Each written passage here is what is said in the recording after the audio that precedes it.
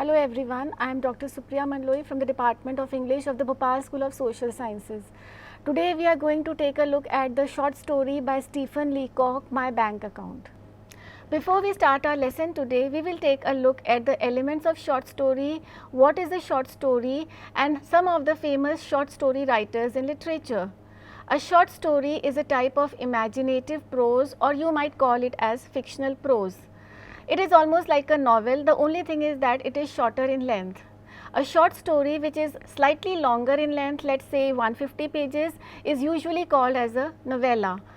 American literature has produced some of the finest short story writers the world has ever known, along with Russian literature. Some of the popular names in short story writing are O. Henry, Edgar Allan Poe, Somerset Maugham, Leo Tolstoy, Anton Chekhov, and so on. The more you understand and read about short story, you will realize that it is one of those genres of literature which has left the maximum impact on readers and the reading public in general. It has almost all the features that a novel has, like a plot, a character, a setting, and in that same line, like a novel develops and grows, a short story also develops and grows. The only difference is that it is crisp and very short in length. My Bank Account has been written by Stephen Butler Leacock, a Canadian writer who has been known more in the world rather than Canada itself. He started his life as a writer, as a teacher, and developed as a humorist. In fact, humor was one of the aspects of writing which he preferred the most. His literary works have been published under the title Literary Lapses. Between 1910 and 1925, Stephen Leacock was one of the most popular writers and the most widely read author in the English-speaking world. His most popular work, The Literary Lapses, was published in 1910, which was a collection of parodies, muses, and other kind of anecdotes. It was not a work which he directly composed, but it was majorly a collection of writings. His two most important books of humor are Sunshine Sketches of a Little Town, published in 1912, and Arcadian Adventures with the Idle Rich, published in 1914. Leacock wrote extensively about humor because he felt that it is an expression of human kindness and thought. He wrote about Mark Twain, Charles Dickens, and others, and his thesis was most fully developed in Humor and Humanity, which was published in 1937. My Bank Account. Have you ever felt fear of new places, new furniture, people? You might have experienced that. Some similar kind of phenomena and experience has been shared in a most humorous expression by Stephen Leacock in this short story, My Bank Account. In his actual life, Leacock had no fears while approaching a bank for any kind of services. However, in this short story, he expresses an inherent fear in approaching new places, but this has been depicted in the most humorous and comical manner in situations which would lead the reader to smile at the kind of expressions and associations that the writer brings in. In this story, the author is the central figure. He shares his concern and his fear while entering a bank. He begins the story with these lines. When I go into a bank, I get frightened. The clerks frighten me. The desk frighten me. The sight of the money frightens me. Everything frightens me. The moment I pass through the doors of a bank and attempt to do business there, I become an irresponsible fool. If you notice the way he starts the story, you will identify that he has repeatedly used the word frighten to prepare an atmosphere, a kind of a setting where the reader will get an idea about his fear as the story progresses. So, fear is the element with which he starts the story, begins the story, and surprisingly the fear is not of any external forces, rather it is a fear which is within the heart of the author, who is the central figure. One will be surprised to notice how the central character, that is the author, is so scared and so fearful of simple things such as office furniture, desk, table, people, and even the sight of money. Here we notice the skill of Stephen Leacock, where he is able to weave the element of humor in describing his fear. This is how the story is going to progress, with the writer introducing more and more aspects of humor as the story goes on. The writer also makes a comment that the moment I pass through the door of a bank, I become an irresponsible fool.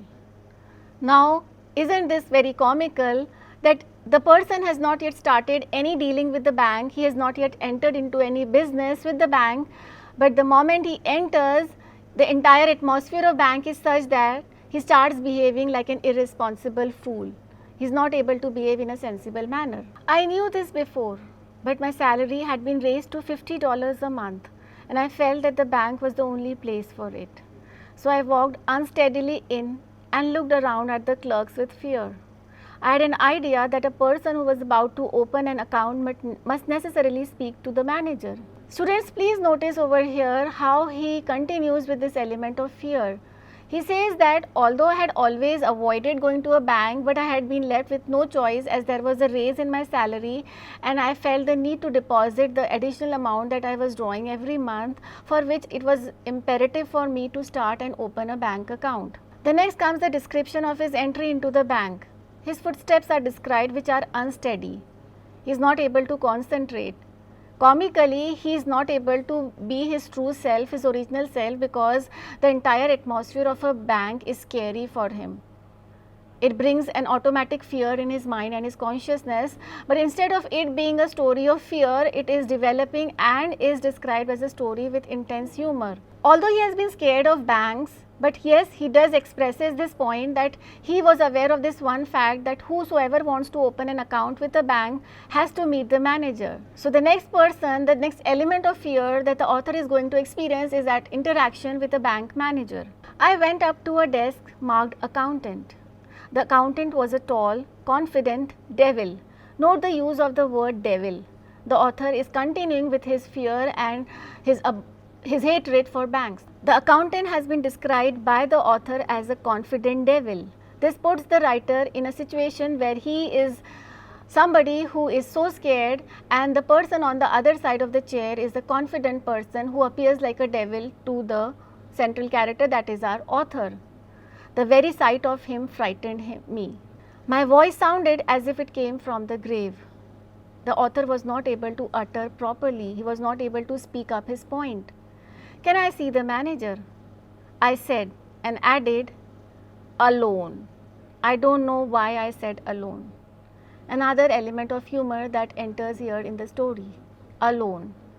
Now, although he is already scared, but the way he is communicating with the people around him further adds on to that element of terror, horror, not for the reader but for the author himself.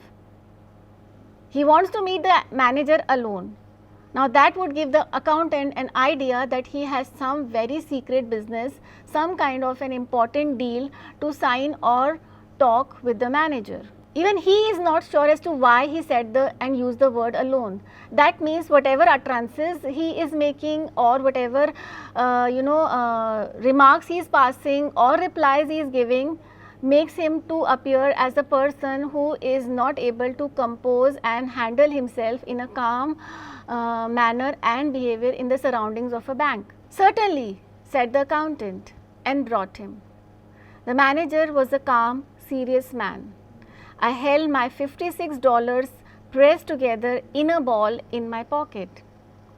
Notice the way the author is carrying his amount. He has held them tightly and they have been turned into almost like a ball in his pocket, as if he was playing them very cautiously while he was entering the bank, while he was talking to the accountant. The very concern that the writer expresses over here with regards to his money and with regards to the setting and surroundings of a bank are enough to lead a situation of laughter for the readers.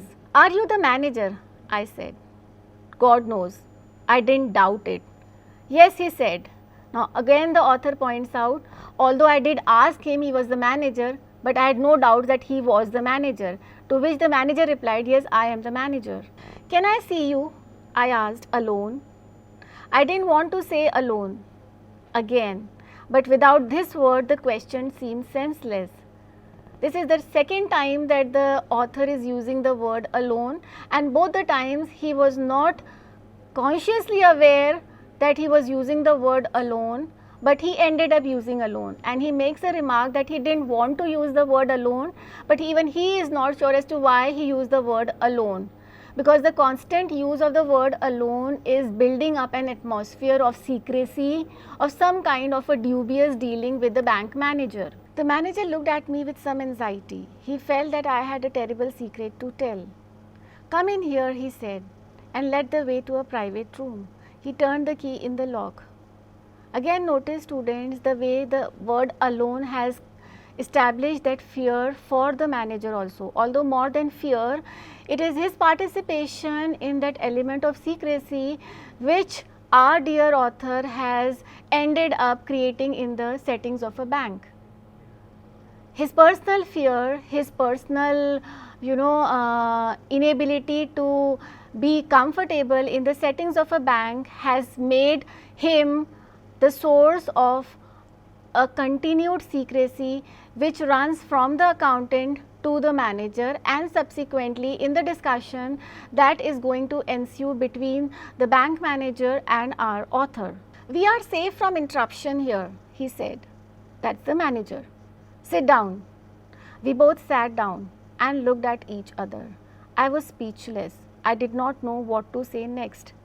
So although the manager is making him feel comfortable, but the author is not able to feel comfort in the settings of a bank. So he was speechless for a few seconds. The manager wanted him to come out with what he had to say, but for some initial few seconds of being in that cabin of the bank manager, the author had not been able to express himself freely. "You are one of Pinkerton's detectives, I suppose," he said. My mysterious manner had made him think that I was a detective. I knew what he was thinking, and it made me worse. "No, not from Pinkerton's," I said, seeming to mean that I was a detective but was not from Pinkerton's. If you observe here, the humor has continued in the way the author has not been able to outrightly reject that he is not a detective. So because of the way he is behaving in a secretive manner, because of the way he is not behaving in a normal manner, because of the very fact that he is so speechless, makes the manager think that he is some kind of a detective, probably from the Pinkertons.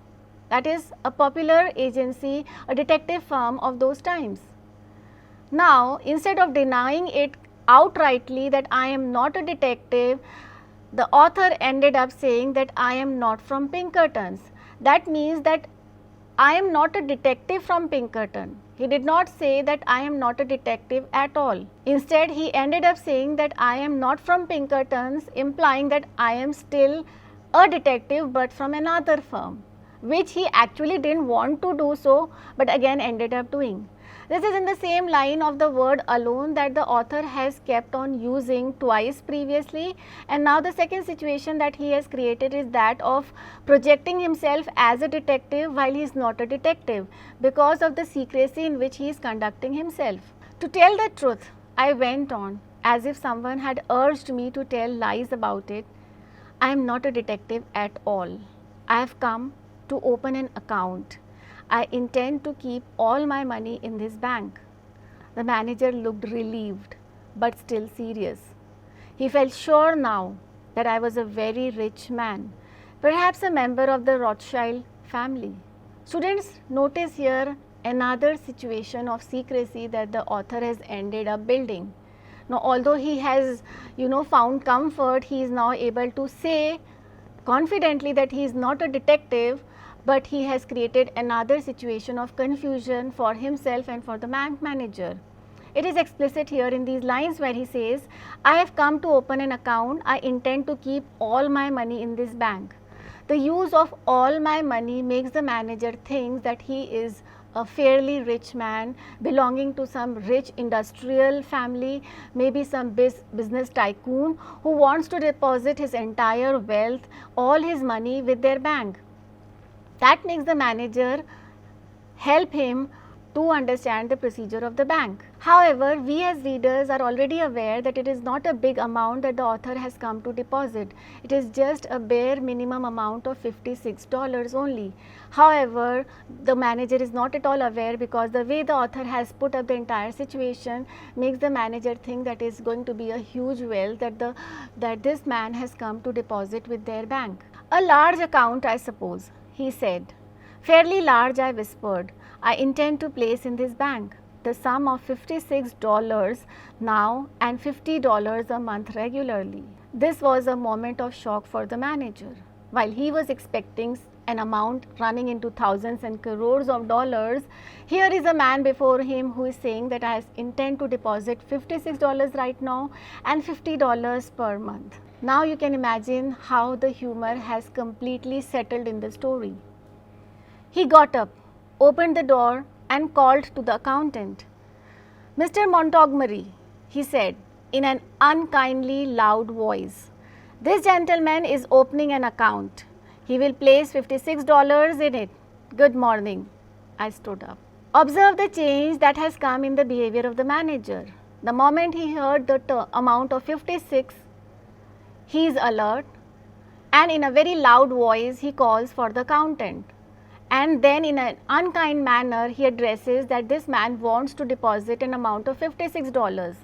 The way he says good morning to the author is enough to convey that kindly leave my cabin because you are not that important as I was assuming you to be.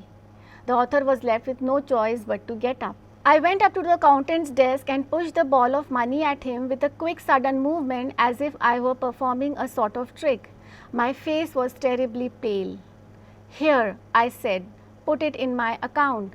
The sound of my voice seemed to mean, let us do this painful thing while we still feel that we want to do it. The author's fear, his anxiety, his disgust in depositing an amount with the bank has reached its culmination here, where he says, "Here, put it in my account. Let us do this painful thing while we still feel that we want to do it." It makes us feel that the author is not really interested in doing any kind of dealings with the bank, but then the general opinion is that the author does not want to deposit an amount. The only reason is that because he has got an increment, a salary hike, he feels the need to deposit and open up an account in the bank. But the entire procedure of the bank is highly disgusting for him. As the story reaches its end, we notice how the author gets trapped in a situation where he makes a complete fool of himself. The bank manager's accountant and the clerk help him to open an account and he is provided with a checkbook. When he enters the details in the checkbook, he first deposits the entire amount and then submits it to the accountant. The account is opened. Then he says, "I want to withdraw amount." He took the money and gave it to another clerk. He made me write the sum on a piece of paper and sign my Pinkertons, a well-known American firm of detectives, name in a book. Now notice here, he was not from Pinkertons, but because he has created a situation of confusion, he has ended up getting an account in the name of Pinkertons, the detective. I no longer knew what I was doing. The bank seemed to swim before my eyes. The entire situation has become a complete mess for the author. Once the money is deposited, the author passes a foolish statement. "Is it in the account?"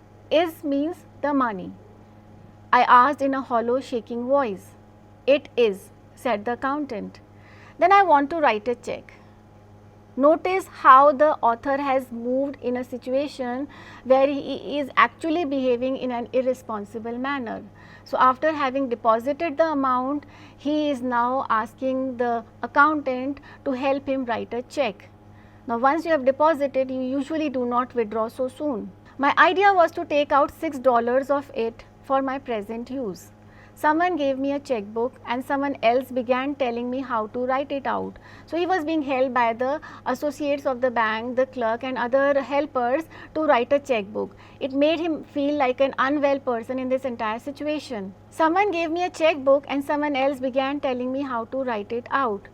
It created a situation which made the author look like a rich fool, somebody who is unwell but who owns millions of dollars. The people in the bank treated me like a man who owned millions of dollars but was unwell. I wrote something on the check and pushed it towards the clerk. He looked at it. "What? Are you taking it out all again?" he asked me in surprise. Then I realized that I had written $56 instead of 6. I was too upset to explain my mistake. All the clerks had stopped writing to look at me. I had to make a decision. Observe here, our dear author has created a complete mess and has acted as an irresponsible fool, the fear that he had expressed the moment he had entered the bank. All his subsequent actions have created a situation where he has made a mess of all his bank dealings today. He has created an account for himself, he has deposited money and has ended up withdrawing the entire amount of money from the bank by signing a check with an amount which was supposed to be carrying $6 but has ended up carrying an amount of $56. I had to make a decision. Yes, the whole thing. You wish to take your money out of the bank? Every cent of it. Are you not going to put any more in the account? Said the clerk, surprised. Never. A foolish hope came to me that they might think something had offended me while I was writing the check and that I had changed my mind. I made a useless attempt to look like a man with an extremely quick temper. The clerk prepared to pay the money. How will you have it? He said. Observe here how the author has not been able to handle the situation in a proper manner. Creating humor for the readers, the writer further says that I will never like to come back to the bank. I want to withdraw every single cent of money which is there in the bank right now. Since he has asked and demanded something, it is the responsibility of the clerks to help him out. So they start the procedures and they want to know how he wants the money. What? How will you have it? Oh, I understood his meaning and answered without even thinking about it. In $50 notes. He gave me a $50 note. And the 6? He asked coldly. In $6 notes, he said. He gave me $6 and I rushed out. Observe the way he rushes out of the bank. So after collecting his amount 50 in one slot and $6 separately, he rushes out of the bank as if he has been escaping from the hands or the clutches of a ghost. As the big door swung behind me, I heard the sound of laughter rising to the ceiling of the bank. Since then, I no longer use a bank. I keep my money in my trouser pocket and my savings in silver dollars in a sock. Observe how the story concludes. The way he rushes out of the bank and subsequently the way he keeps his savings within his house explains and expresses the fear that he had initially had in entering a bank. So it justifies the title of the story, My Bank Account, establishing the concern that the author had expressed in the beginning, that I am always frightened when I enter a bank. Thank you, students. With that, we come to the end of this story. I hope you enjoyed listening to the story along with me. Thank you once again.